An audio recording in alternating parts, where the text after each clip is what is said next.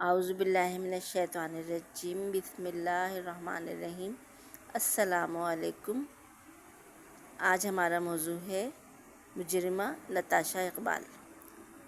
میں حیران ہوں کہ کارساز ایکسیڈنٹ کی مجرمہ نتاشا اقبال کو سوشل میڈیا ملزمہ کہہ کر مخاطب کر رہا ہے۔ لگتا ہے لوگوں کو اردو زبان نہیں آتی، جو کہ اپنی قومی زبان ہے۔ ملزمہ کا مطلب ہے کسی عورت یا لڑکی پر کوئی الزام لگایا جائے، پھر اس کو ملزمہ کہا جاتا ہے، جبکہ مجرم وہ ہوتا ہے جس پر جرم ثابت ہو چکا ہو۔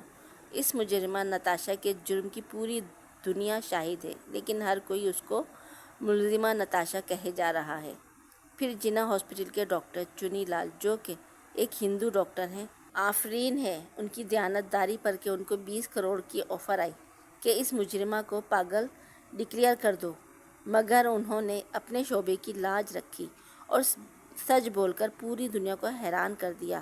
دوسری جگہ وہ غریب لوگ ہیں جو اس عورت کی گاڑی سے شہادت کے رتبے پر فائز ہوئے۔ ان کی مثال کیڑے مکوڑوں کی طرح ہے کہ ان سب کو 68 لاکھ روپے دے کر دیت ادا کر دی گئی، کیونکہ وہ بیچارے لوگ تو ان پیسوں کو بھی غنیمت جان رہے ہوں گے۔ ان غریب لوگوں کی جان کی کوئی اہمیت ہی نہیں کہ ان سب کو 68 لاکھ روپے دے کر خاموش کرایا جا رہا ہے۔ ایک ڈاکٹر کو خاموش رہنے کی فیس 20 کروڑ اور انسانی جانوں کی قیمت صرف 68 لاکھ روپے، یعنی ان سب کو 10 کروڑ روپے بھی نہیں دیے گئے۔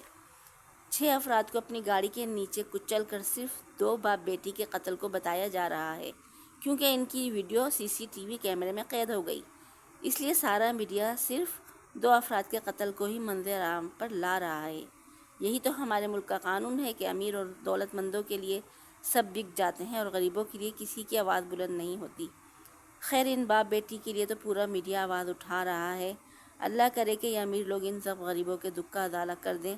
اب جو چلے گئے وہ واپس تو نہیں آ سکتے، لیکن آمنہ عارف اور اس کے والد، جو اپنے گھر کے واحد کفیل تھے، ان کے گھر کی پوری ذمہ داری ان ارب پتیوں کو اٹھانی چاہیے۔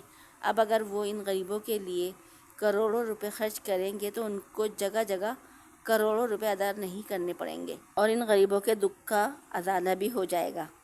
اب شہیدوں کے چچا، بھائی وغیرہ کھڑے ہو کر ان کے حق کی بات کر رہے ہیں، مگر ان دولت مندوں کو چاہیے کہ ان غریبوں کے سگے رشتوں یعنی بیوی بچوں کو ان کا حق دیں۔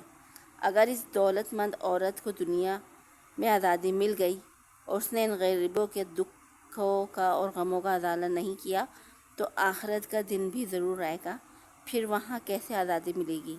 اس لیے چاہیے کہ دنیا کی زندگی سے بہتر آخرت کی زندگی ہے۔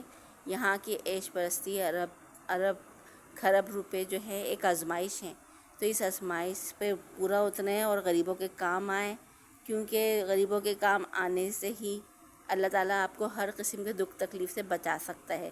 لیکن لوگ جو ہیں اپنی عیش پرستی میں، عیاشیوں میں اتنے مگن ہو جاتے ہیں کہ ان کو غریبوں کے دکھ کا احساس بھی نہیں ہوتا، اور وہ جو ہیں نتاشا اقبال صاحبہ، وہ وکٹری کا نشان بنا رہی ہیں اور لوگوں کو خوشی کا اظہار کر رہی ہیں۔ ان کے چہرے پر کوئی اس عورت کے چہرے پر کسی قسم کا کوئی دکھ اور پریشانی بھی نہیں ہے، شرمندگی نہیں ہے کہ اس نے اتنا بڑا کام کر دیا۔